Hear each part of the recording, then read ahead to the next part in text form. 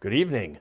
I'm Alexander Gasparian, Professor of the History of Science at Clark University. Welcome to Worcester History Live.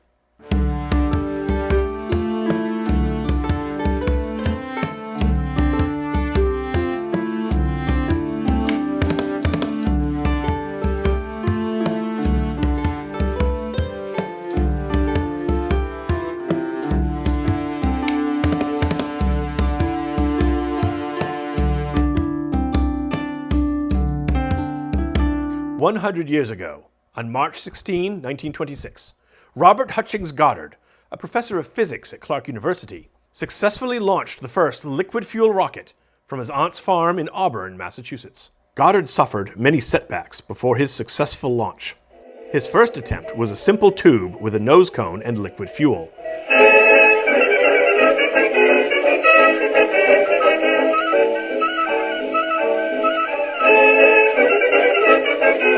Clearly, Goddard's rocket needed more work.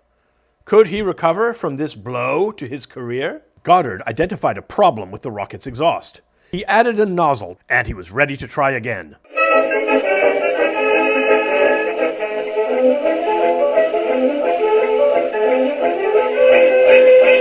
Goddard needed something else to protect the integrity of the shaft.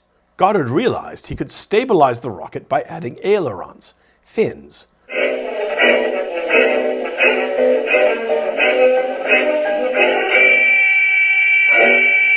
The rocket still needed stability. Goddard couldn't drop the balls now. By redesigning the rocket, Goddard could achieve the stability he required.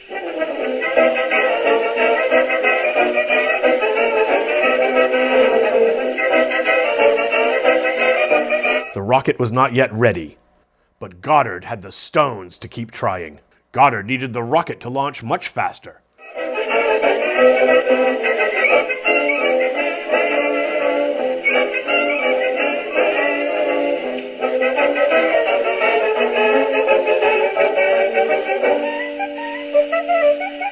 It was back to the drawing board. But at this point, even his supporters wondered if he was just nuts. Goddard's solution was to use multiple stages during launch.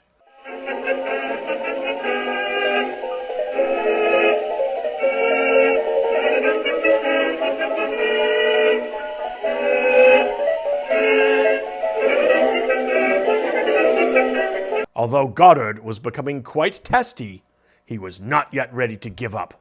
Goddard revisited the problem of stability. He launched from inside a tube. Finally, success!